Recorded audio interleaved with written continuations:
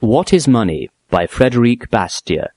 An audio Mises Daily, narrated by Holly Hinton and Joel Sams.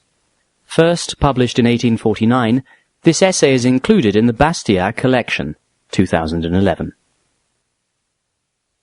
"Hateful money! Hateful money!" cried F, the economist, despairingly as he came from the Committee of Finance, where a project of paper money had just been discussed. "What's the matter?" I said. "What is the meaning of this sudden dislike to the most extolled of all the divinities of this world?" "Hateful money! Hateful money!" "You alarm me. I hear peace, liberty, and life cried down, and Brutus went so far even as to say, 'Virtue, thou art but a name.' But what can have happened?" "Hateful money! Hateful money!" Come, exercise a little philosophy. What has happened to you? Has Croesus been affecting you? Has Jones been playing you false? Or has Smith been libelling you in the papers?" I have nothing to do with Croesus. My character, by its insignificance, is safe from any slanders of Smith, and as to Jones... Ah! Now I have it. How could I be so blind? You too are the inventor of a social reorganization, of the F system. In fact, your society is to be more perfect than that of Sparta, and, therefore, all money is to be strictly banished from it. And the thing that troubles you is how to persuade your people to throw away the contents of their purses. What would you have?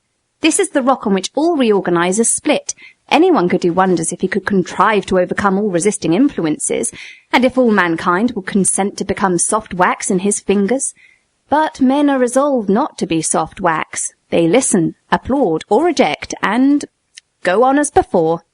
Thank heaven I am still free from this fashionable mania. Instead of inventing social laws, I am studying those which it has pleased Providence to invent, and I am delighted to find them admirable in their progressive development. This is why I exclaim, "Hateful money! Hateful money!" You are a disciple of Proudhon, then? Well, there is a very simple way for you to satisfy yourself. Throw your purse into the river, only reserving a small draught on the Bank of Exchange. If I cry out against money, is it likely I should tolerate its deceitful substitute? Then I have only one more guess to make. You are a new Diogenes, and are going to belabour me with a discourse on the contempt of riches. Oh, heaven preserve me from that. For riches, don't you see, are not a little more or a little less money. They are bread for the hungry, clothes for the naked, fuel to warm you, oil to lengthen the day, a career open to your son, a certain portion for your daughter, a day of rest after fatigue, a cordial for the faint, a little assistance slipped into the hand of a poor man, a shelter from the storm, a diversion for a brain worn by thought, the incomparable pleasure of making those happy who are dear to us. Riches are education, independence, dignity, confidence, charity. They are progress and civilization. Riches are the admirable, civilizing result of two admirable agents, more civilizing even than riches themselves, labour and exchange. Well, now you seem to be singing the praises of riches, when, a moment ago, you were loading them with imprecations. Why don't you see that it was only the whim of an economist? I cry out against money just because everybody confounds it, as you did just now, with riches, and that this confusion is the cause of errors and calamities without number. I cry out against it because its function in society is not understood and very difficult to explain. I cry out against it because it jumbles all ideas, causes the means to be taken for the end, the obstacle for the course, the alpha for the omega, because its presence in the world, though in itself beneficial, has nevertheless introduced a fatal notion, a perversion of principles, a contradictory theory, which in a multitude of forms has impoverished mankind and deluged the earth with blood. I cry out against it because I feel that I am incapable of contending against the error to which it has given birth, otherwise than by a long and fastidious dissertation to which no one would listen. Oh, if I could only find a patient and right-thinking listener! Well, it shall not be said that for want of a victim you remain in the state of irritation in which you now are. I am listening. Speak, lecture. Do not restrain yourself in any way. You promise to take an interest? I promise to have patience. That is not much. It is all that I can give. Begin and explain to me, at first, how a mistake on the subject of money, if mistake there be, is to be found at the root of all economical errors. Well now, is it possible that you can conscientiously assure me that you have never happened to confound wealth with money? I don't know. But after all, what would be the consequence of such a confusion? Nothing very important. An error in your brain, which would have no influence over your actions. For you see that, with respect to labour and exchange, although there are as many opinions as there are heads, we all act in the same way. Just as we walk based on the same principle, although we are not agreed upon the theory of equilibrium and gravitation. Precisely. A person who argued himself into the opinion that during the night our heads and feet changed places might write very fine books upon the subject, but he would still walk about like everybody else. So I think. Nevertheless, he would soon suffer the penalty of being too much of a logician. In the same way, a man would die of hunger who, having decided that money is real wealth, should carry out the idea to the end. That is the reason that this theory is false. For there is no true theory but such as results from facts themselves, as manifested at all times and in all places. I can understand that practically, and under the influence of personal interest, the injurious effects of the erroneous action would tend to correct an error. But if that of which you speak has so little influence, why does it disturb you so much? Because when a man, instead of acting for himself, decides for others, personal interest, that ever watchful and sensible sentinel, is no longer present to cry out, "Stop!" The responsibility is misplaced. It is Peter who is deceived, and John suffers. The false system of the legislator necessarily becomes the rule of action of whole populations. And observe the difference. When you have money and are very hungry, whatever your theory about money may be, what do? I go to a baker's and buy some bread. You do not hesitate about using your money. The only use of money is to buy what one wants. And if the baker should happen to be thirsty, what does he do? He goes to the wine merchants and buys wine with the money I have given him. What? Is he not afraid he shall ruin himself? The real ruin would be to go without eating or drinking. And everybody in the world, if he is free, acts in the same manner? Without a doubt. Would you have them die of hunger for the sake of saving up pennies? So far from it that I consider they act wisely, and I only wish that the theory was nothing but the faithful image of this universal practice. But suppose now that you were the legislator, the absolute king of a vast empire where there were no gold mines. Sounds good to me. Suppose again that you were perfectly convinced of this, that wealth consists solely and exclusively of money. To what conclusion would you come? I should conclude that there was no other means for me to enrich my people, or for them to enrich themselves, but to draw away the money from other nations. That is to say, to impoverish them. The first conclusion, then, to which you would arrive would be this. A nation can only gain when another loses. This axiom has the authority of Bacon and Montaigne. It is not the less sorrowful for that, for it implies that progress is impossible. Two nations, no more than two men, cannot prosper side by side. It would seem that such is the result of this principle. And, as all men are ambitious to enrich themselves, it follows that all are desirous, according to a law of providence, of ruining their fellow creatures. This is not Christianity, but it is political economy. Such a doctrine is detestable. But to continue, I have made you an absolute king. You must not be satisfied with reasoning, you must act. There is no limit to your power. How would you treat this doctrine, wealth is money? It would be my endeavour to increase incessantly among my people the quantity of money. But there are no mines in your kingdom. How would you set about it? What would you do? I should do nothing. I should merely forbid, on pain of death, that a single dollar should leave the country. And if your people should happen to be hungry as well as rich? Never mind. In the system we are discussing, to allow them to export dollars would be to allow them to impoverish themselves. So that by your own confession, you would force them to act upon a principle equally opposite to that upon which you would yourself act under similar circumstances. Why so? Because only my own hunger touches me, and the hunger of a nation does not touch legislators. Well, I can tell you that your plan would fail, and that no superintendents would be sufficiently vigilant when the people were hungry to prevent the dollars from going out and the grain from coming in. If so, this plan, whether erroneous or not, would effect nothing, It would do neither good nor harm, and therefore requires no further consideration. You forget that you are a legislator. A legislator must not be disheartened at trifles when he is making experiments on others. The first measure not having succeeded, you ought to take some other means of attaining your end. What end? Oh, you must have a bad memory.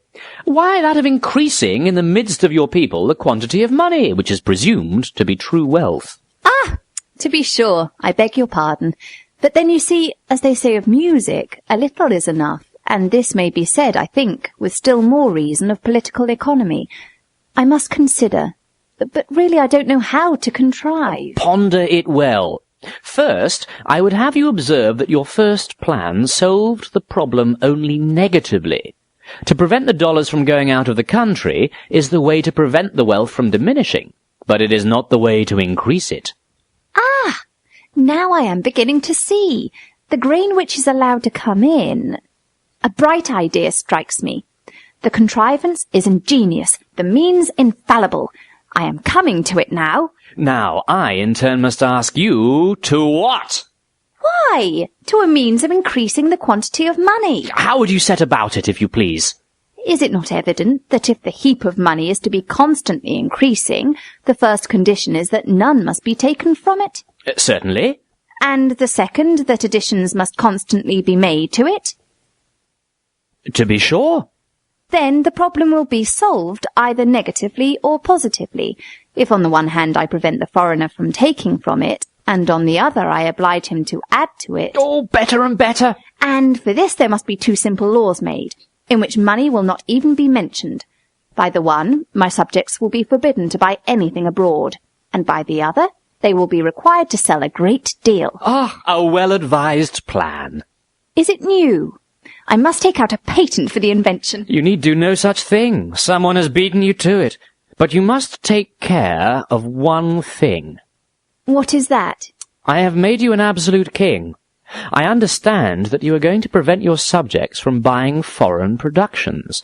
It will be enough if you prevent them from entering the country. 30 or 40,000 custom house officers will do the trick.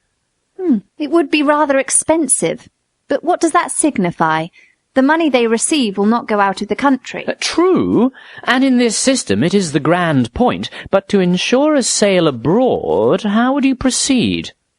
I should encourage it by bounties, obtained by means of some good taxes laid upon my people. In this case, the exporters, constrained by competition among themselves, would lower their prices in proportion, and it would be like making a present to the foreigner of the prizes or of the taxes.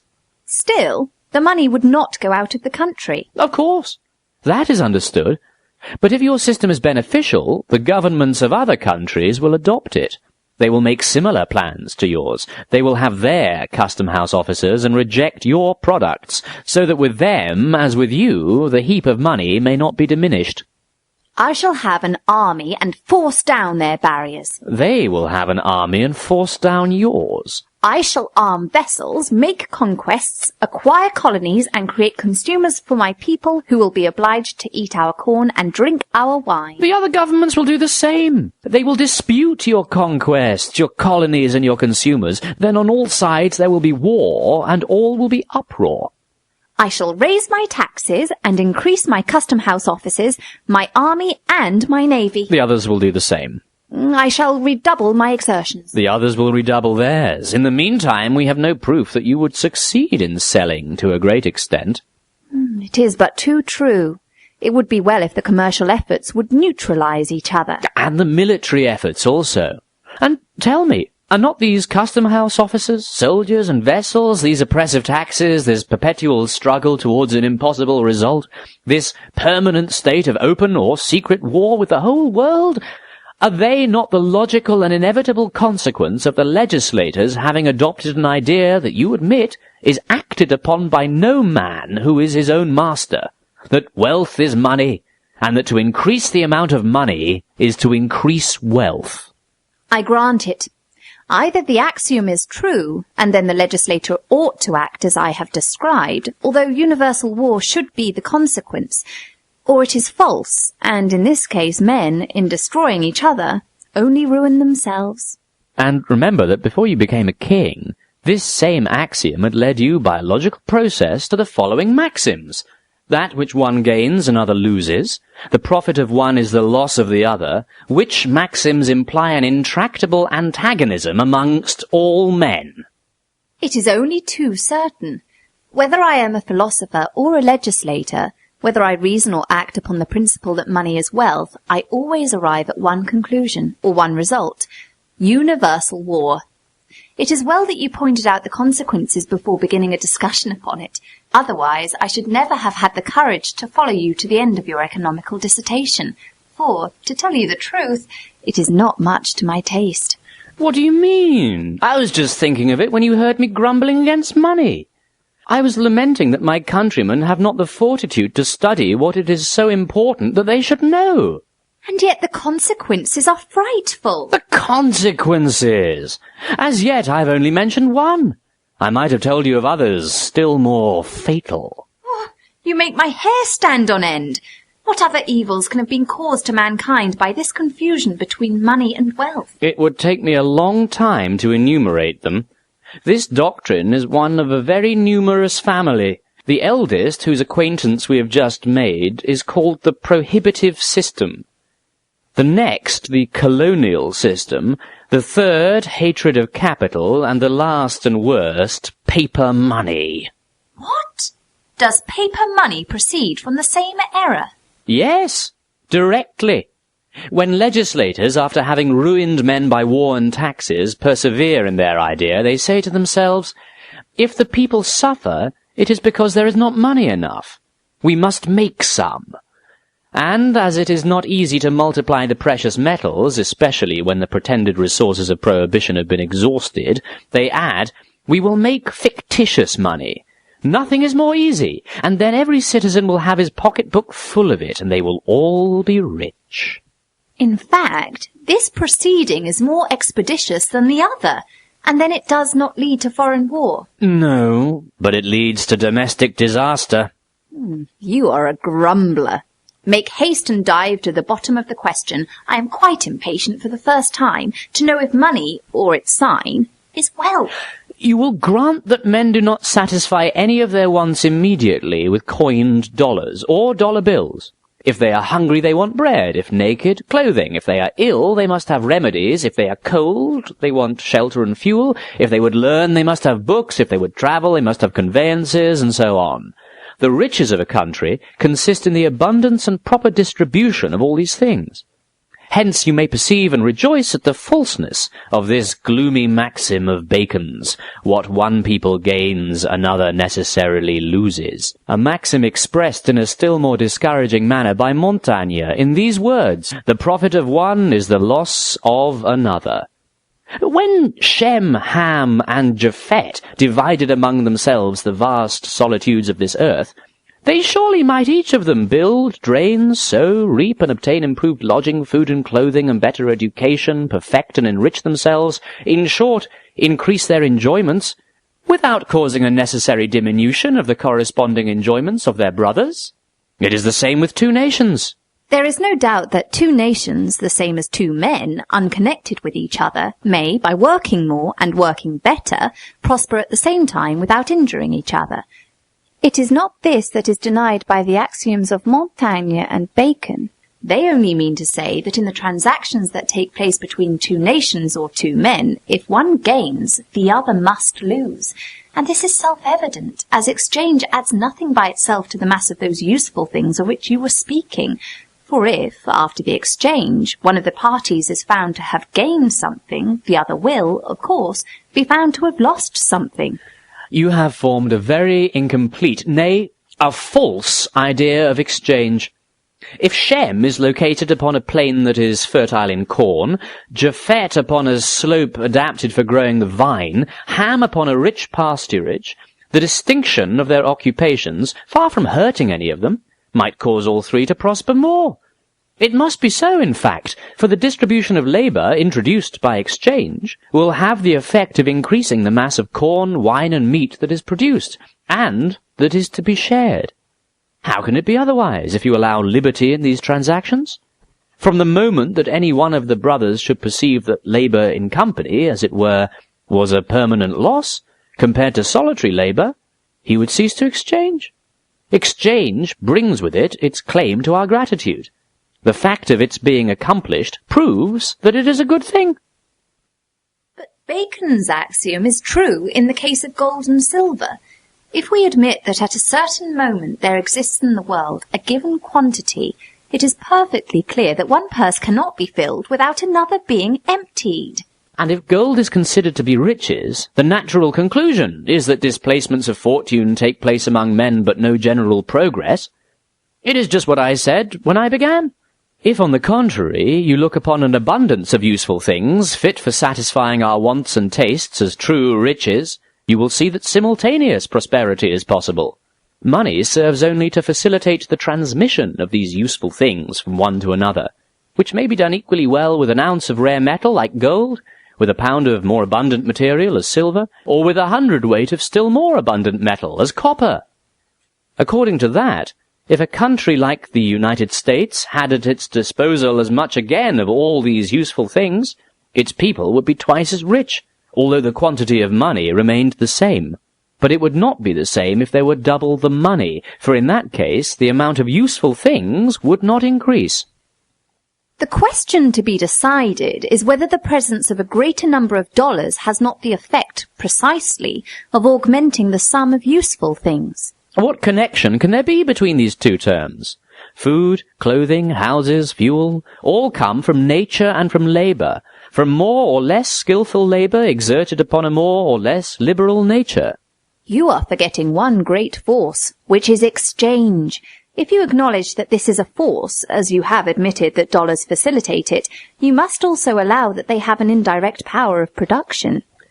But I have added that a small quantity of rare metal facilitates transactions as much as a large quantity of abundant metal, from which it follows that a people is not enriched by being forced to give up useful things for the sake of having more money. Thus, it is your opinion that the treasures discovered in California will not increase the wealth of the world? I do not believe that on the whole they will add much to the enjoyments, to the real satisfactions of mankind. If the Californian gold merely replaces in the world that which has been lost and destroyed, it may have its use. If it increases the amount of money, it will depreciate it. The gold diggers will be richer than they would have been without it, but those who possess the gold at the moment of its depreciation will obtain a smaller gratification for the same amount. I cannot look upon this as an increase, but as a reallocation of true riches as I have defined them. All that is very plausible, but you will not easily convince me that I am not richer, all other things being equal, if I have $2 than if I had only one. I do not deny it. And what is true of me is true of my neighbour, and of the neighbour of my neighbour, and so on, from one to another, all over the country. Therefore, if every citizen of the United States has more dollars, the United States must be more rich. And here you fall into the common mistake of concluding that what affects one affects all, and thus confusing the individual with the general interest. Why? What can be more conclusive? What is true of one must be so of all. What are all but a collection of individuals? You might as well tell me that every American could suddenly grow an inch taller, without the average height of all the Americans being increased. Your reasoning is apparently sound, I grant you, and that is why the illusion it conceals is so common. However, let us examine it a little. 10 persons were gambling. For greater ease, they had adopted the plan of each taking 10 chips, and against these they each placed $100 under a candlestick, so that each chip corresponded to $10. After the game, the winnings were adjusted, and the players drew from under the candlestick as many dollars as would represent the number of chips. Seeing this, one of them, a great arithmetician, perhaps, but an indifferent reasoner, said, "Gentlemen, experience invariably teaches me that at the end of the game I find myself a gainer in proportion to the number of my chips. Have you not observed the same with regard to yourselves? Thus, what is true of me must be true of each of you, and what is true of each must be true of all. We should therefore, all of us, gain more at the end of the game if we all had more chips. Now, nothing can be easier. We have only to distribute twice the number of chips." This was done, but when the game was finished and they came to adjust the winnings, it was found that the money under the candlestick had not been miraculously multiplied, according to the general expectation. They had to be divided accordingly, and the only result obtained, chimerical enough, was this. Everyone had, it is true, his double number of chips, but every chip, instead of corresponding to $10, only represented 5.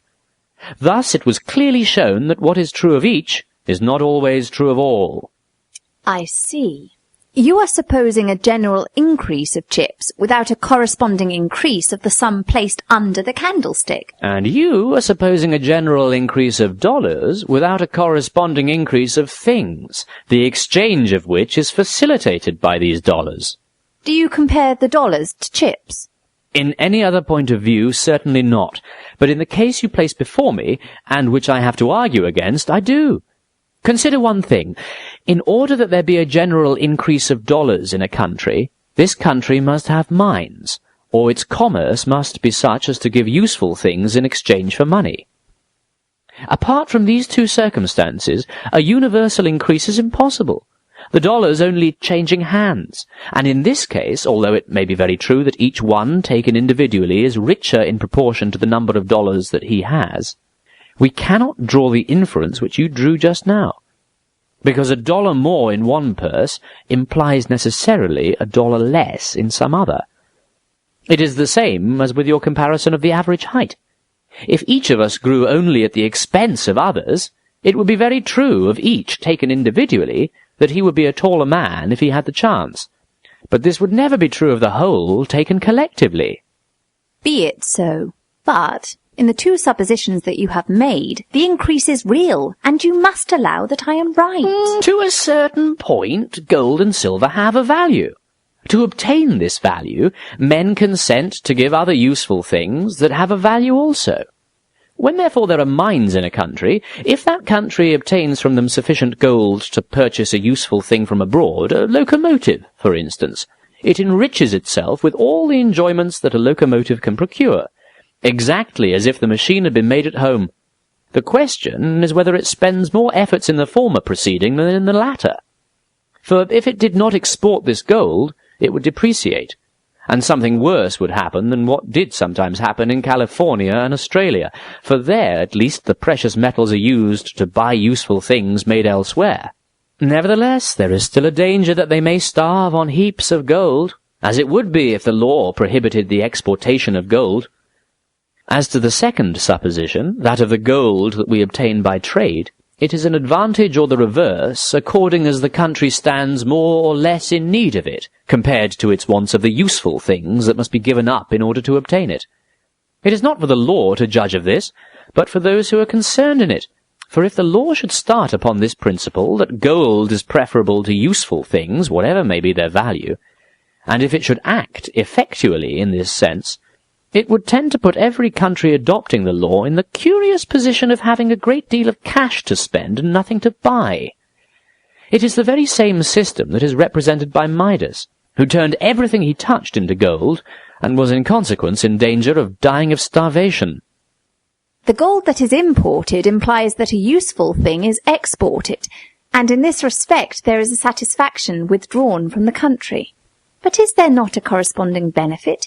And will not this gold be the source of a number of new satisfactions by circulating from hand to hand and stimulating labour and industry, until at length it leaves the country in its turn and causes the importation of some useful thing? Now you've come to the heart of the question.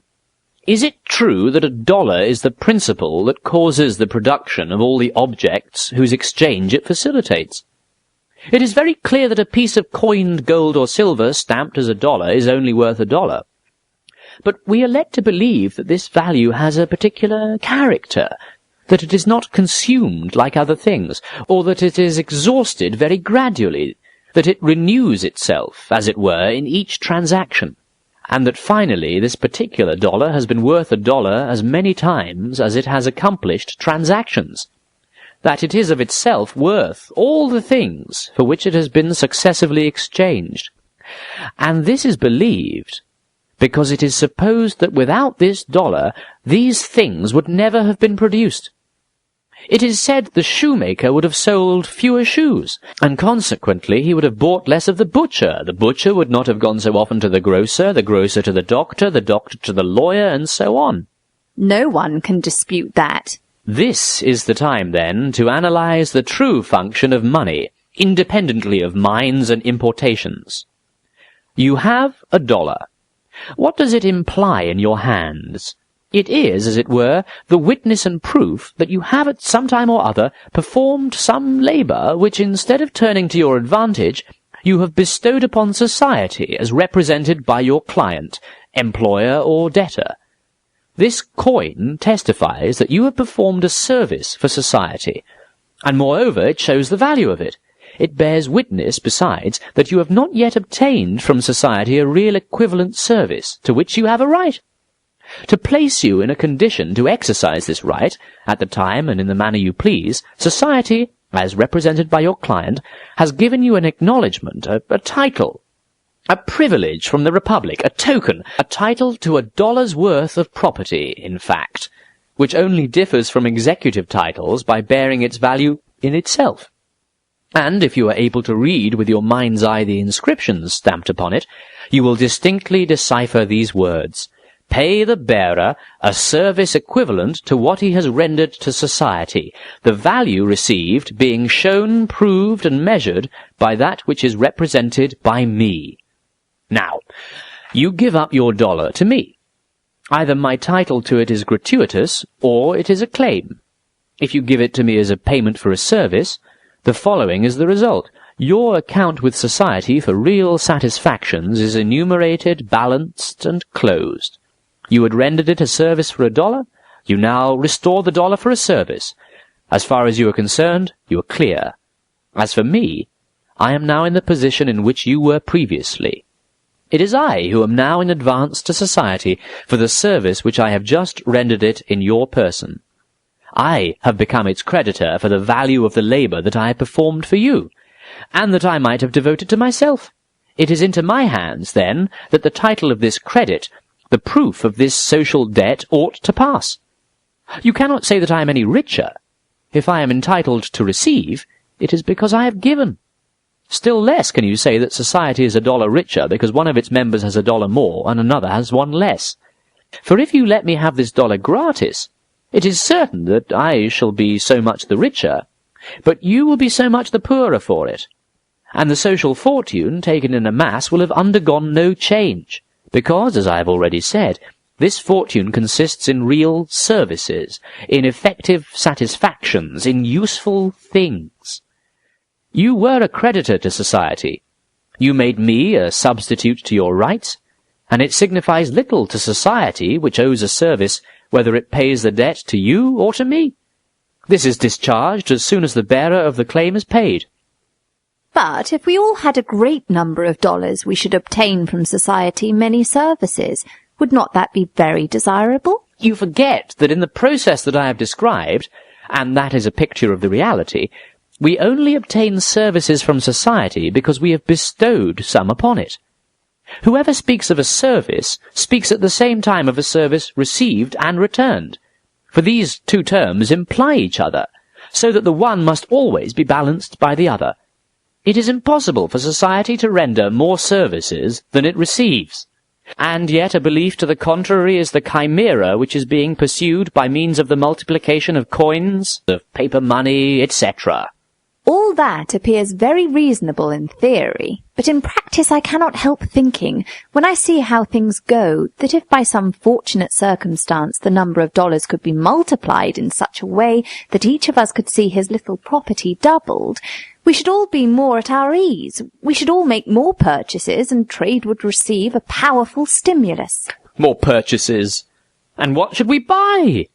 Doubtless useful articles, things that are likely to procure for us substantial gratification, such as food, clothing, houses, books, pictures. You should begin, then, by proving that all these things create themselves. You must suppose the mint melting ingots of gold that have fallen from the moon, or that the printing presses be put in action at the Treasury Department, for you cannot reasonably think that if the quantity of corn, cloth, ships, hats, and shoes remains the same, The share of each of us can be greater because we each go to market with a greater amount of real or fictitious money. Remember the players. In the social order, the useful things are what the players place under the candlestick, and the dollars that circulate from hand to hand are the chips. If you multiply the dollars without multiplying the useful things, the only result will be that more dollars will be required for each exchange, just as the players required more chips for each deposit. You have the proof of this in what passes for gold, silver, and copper. Why does the same exchange require more copper than silver, more silver than gold? Is it not because these metals are distributed in the world in different proportions? What reason have you to suppose that if gold was suddenly to become as abundant as silver, it would not require as much of one as of the other to buy a house? You may be right, but I should prefer your being wrong. In the midst of the sufferings that surround us, so distressing in themselves and so dangerous in their consequences, I found some consolation in thinking that there was an easy method of making all the members of the community happy. Even if gold and silver were true riches, it would be no easy matter to increase the amount of them in a country where there are no mines. No, but it is easy to substitute something else. I agree with you that gold and silver can do but little service, except as a mere means of exchange. It is the same with paper money, banknotes, etc. Then, if we had all of us plenty of the latter, which it is so easy to create, we might all buy a great deal and should lack nothing. Your cruel theory dissipates hopes, illusions, if you will, whose principle is assuredly very philanthropic.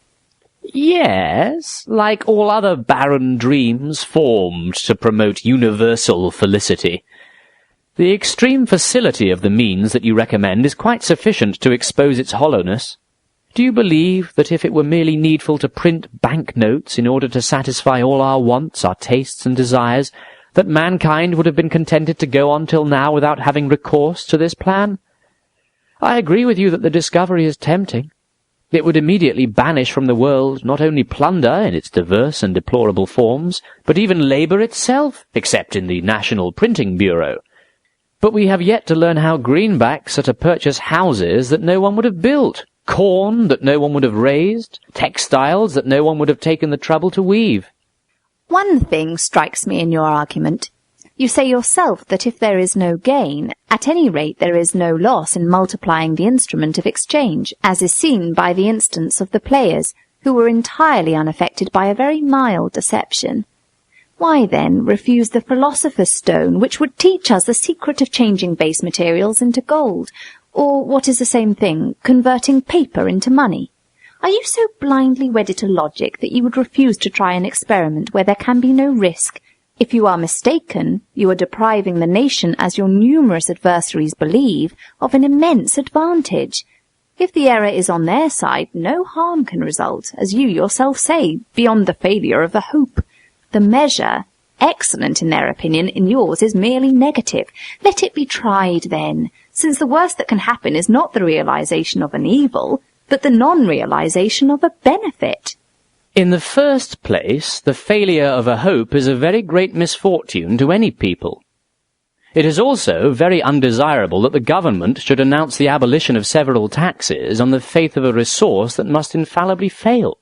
Nevertheless, your remark would deserve some consideration if, after the issue of paper money and its depreciation, the equilibrium of values should instantly and simultaneously take place in all things and in every part of the country. The measure would tend, as in my example of the players, to a universal mystification, in respect to which the best thing we could do would be to look at one another and laugh. But this is not in the course of events. The experiment has been made, and every time a government, be it king or congress, has altered the money— Who says anything about altering the money? Why, to force people to take in payment scraps of paper that have been officially baptized dollars, or to force them to receive, as weighing an ounce, a piece of silver that weighs only half an ounce, but that has been officially named $1, is the same thing, if not worse. And all the reasoning that can be made in favour of paper money has been made in favour of legal, false-coined money. Certainly, looking at it as you did just now, and as you appear to be doing still, If it is believed that to multiply the instruments of exchange is to multiply the exchanges themselves as well as the things exchanged, it might very reasonably be thought that the most simple means was to mechanically divide the coined dollar, and to cause the law to give the half the name and value of the whole. Well, in both cases depreciation is inevitable.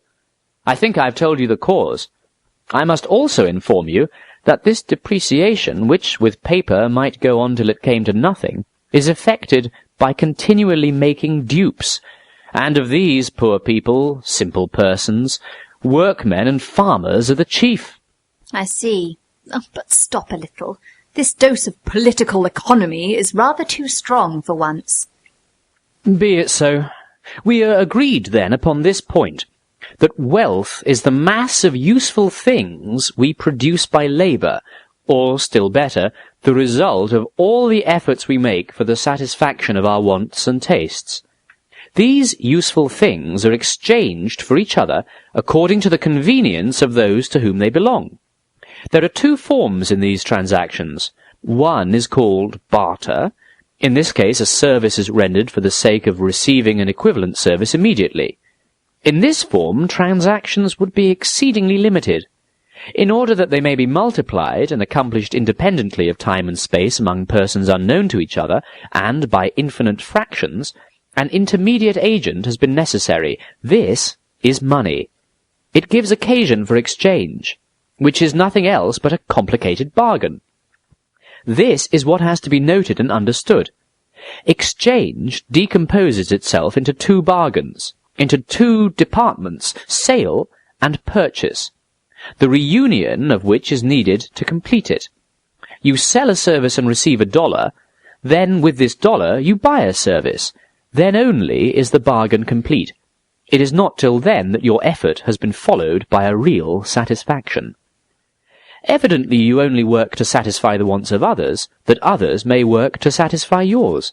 So long as you have only the dollar that has been given you for your work, you are only entitled to claim the work of another person. When you have done so, the economical evolution will be accomplished as far as you are concerned, since you will only then have obtained, by a real satisfaction, the true reward for your trouble.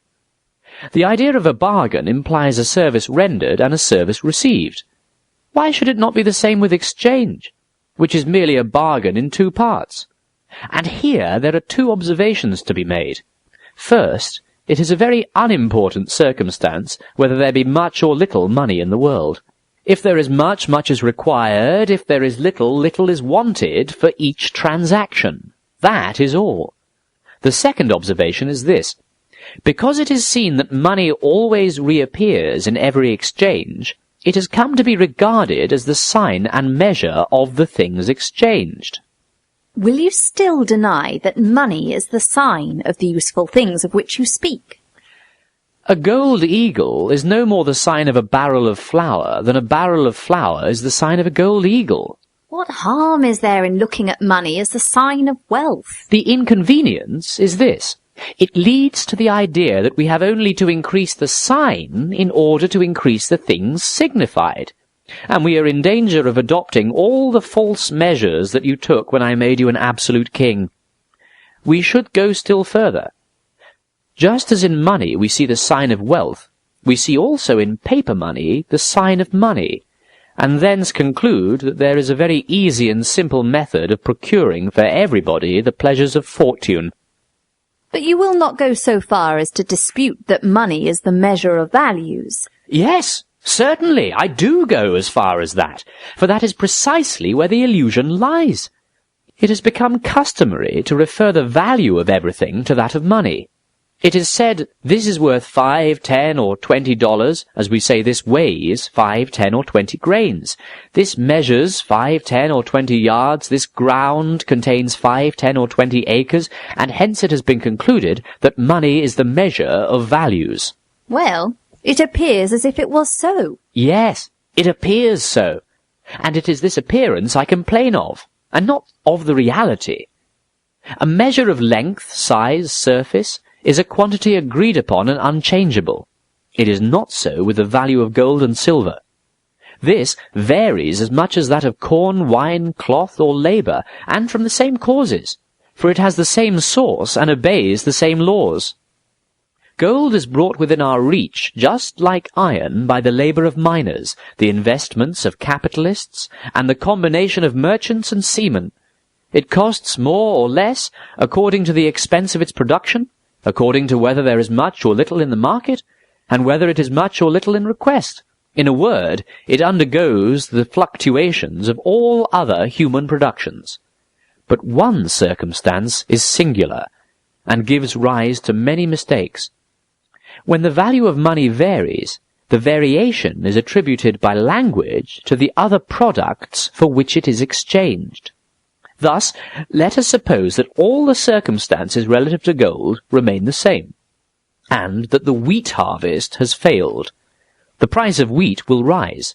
It will be said, the barrel of flour that was worth $5 is now worth $8, and this will be correct, for it is the value of flour that has varied, and language agrees with the fact. But let us reverse the supposition. Let us suppose that all the circumstances relative to flour remain the same, and that half of all the gold in existence is swallowed up. This time it is the price of gold that will rise. It would seem that we ought to say, this gold eagle that was worth $10 is now worth 20. Now, do you know how this is expressed? Just as if it was the other objects of comparison which had fallen in price. It is said, flour that was worth $10 is now only worth 5. It all comes to the same thing in the end. No doubt. But only think what disturbances, what cheatings are produced in exchanges when the value of the medium varies without our becoming aware of it by a change in the name.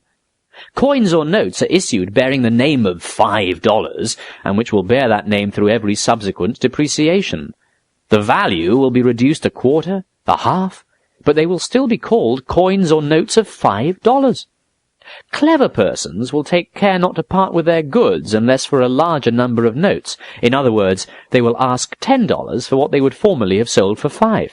But simple persons will be taken in. Many years must pass before all the values will find their proper level. Under the influence of ignorance and custom, the day's pay of a country labourer will remain for a long time at $1, while the saleable price of all the articles of consumption around him will be rising. He will sink into destitution without being able to discover the cause. In short, since you wish me to finish, I must beg you, before we separate, to fix your whole attention upon this essential point. Once false money, under whatever form it may take, is put into circulation, depreciation will ensue, and manifest itself by the universal rise of everything that is capable of being sold. But this rise in prices is not instantaneous and equal for all things. Sharp men, brokers, and men of business will not suffer by it, for it is their trade to watch the fluctuations of prices, to observe the cause, and even to speculate upon it. But little tradesmen, farm workers, and workmen will bear the whole weight of it. The rich man is not any the richer for it, but the poor man becomes poorer by it. Therefore, expedients of this kind have the effect of increasing the distance that separates wealth from poverty, of paralyzing the social tendencies that are incessantly bringing men to the same level, and it will require centuries for the suffering classes to regain the ground they have lost in their advance towards equality of condition. Well, I've got to go. I will meditate on the lecture you have been giving me. Have you finished your own dissertation? As for me, I've scarcely begun mine. I've not yet spoken of the popular hatred of capital, of gratuitous credit, loans without interest, a most unfortunate notion, a deplorable mistake, which takes its rise from the same source. What? Does this frightful commotion of the populace against capitalists arise from money being confounded with wealth? It is the result of different causes. Unfortunately, certain capitalists have arrogated to themselves monopolies and privileges that are quite sufficient to account for this feeling. But when the theorists of democracy have wished to justify it, to systematize it, to give it the appearance of a reasonable opinion, and to turn it against the very nature of capital, they have had recourse to that false political economy, at whose root the same confusion is always to be found. They have said to the people, take $1, put it under a glass, forget it for a year, Then go and look at it, and you will be convinced that it has not produced 10 cents, nor 5 cents, nor any fraction of a cent. Therefore, money produces no interest. Then, substituting for the word money its pretended sign capital, they have made it by their logic undergo this modification. Then, capital produces no interest. Then follows this series of consequences. Therefore he who lends capital ought to obtain nothing from it. Therefore he who lends you capital, if he gains something by it, is robbing you. Therefore all capitalists are robbers. Therefore wealth, which ought to serve gratuitously those who borrow it, belongs in reality to those to whom it does not belong. Therefore there is no such thing as property. Therefore everything belongs to everybody. Therefore... This is very serious. The more so from the syllogism being so admirably formed. I should very much like to be enlightened on the subject, but alas, I can no longer command my attention. There is such a confusion in my head of the words coin, money, services, capital, interest, that really I hardly know where I am. We will, if you please, resume the conversation another day. In the meantime, here is a little work entitled Capital and Rent. It may perhaps remove some of your doubts. Just look at it when you are in want of a little amusement. To amuse me? Who knows? One nail drives in another, one wearisome thing drives away another. I have not yet made up my mind that your views on money and political economy in general are correct, but from your conversation this is what I have gathered, that these questions are of the highest importance. For peace or war, order or anarchy, the union or the antagonism of citizens are at the root of the answer to them. How is it that in France and most other countries that regard themselves as highly civilized, a science that concerns us all so nearly, and the diffusion of which would have so decisive an influence upon the fate of mankind, is so little known? Is it that the state does not teach it sufficiently? Not exactly. For, without knowing it, the state applies itself to loading everybody's brain with prejudices, and everybody's heart with sentiments favourable to the spirit of disorder, war, and hatred, so that when a doctrine of order, peace, and comity presents itself, it is in vain that it has clearness and truth on its side. It cannot gain admittance. Decidedly, you are a frightful grumbler. What interest can the state have in mystifying people's intellects in favour of revolutions and civil and foreign wars? There must certainly be a great deal of exaggeration in what you say. Consider, at the period when our intellectual faculties begin to develop themselves, at the age when impressions are liveliest, when habits of mind are formed with the greatest ease, when we might look at society and understand it, in a word, as soon as we are 7 or 8 years old, what does the state do? It puts a blindfold over our eyes, takes us gently from the midst of the social circle that surrounds us, to plunge us, with our susceptible faculties, our impressionable hearts, into the midst of Roman society. It keeps us there for 10 years at least, long enough to make an indelible impression on the brain. Now observe that Roman society is directly opposed to what our society ought to be.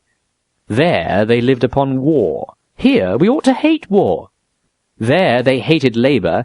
Here we ought to live upon labour. There the means of subsistence were founded upon slavery and plunder. Here they should be drawn from free industry. Roman society was organized in consequence of its principle. It necessarily admired what made it prosper. There they considered as a virtue what we look upon as vice. Its poets and historians had to exalt what we ought to despise. The very words liberty, order, justice, people, honour, influence, etc. could not have the same signification at Rome as they have or ought to have at Paris. How can you expect that all these youths who have been at university or conventual schools with Livy and Quintus Curtius for their catechism will not understand liberty like the Gracchi, virtue like Cato, patriotism like Caesar? How can you expect them not to be factious and warlike? How can you expect them to take the slightest interest in the mechanism of our social order? Do you think that their minds have been prepared to understand it? Do you not see that in order to do so they must get rid of their present impressions, and receive others entirely opposed to them? What do you conclude from that? I will tell you. The most urgent necessity is not that the state should teach, but that it should allow education. All monopolies are detestable, but the worst of all is the monopoly of education. Frédéric Bastiat was the great French proto-Austro-libertarian whose polemics and analytics run circles around every statist cliché. His primary desire as a writer was to reach people in the most practical way, with the message of the moral and material urgency of freedom. The Ludwig von Mises Institute hopes you have enjoyed this Audio Mises Daily. For a world of free market literature, media and discussion, visit Mises.org.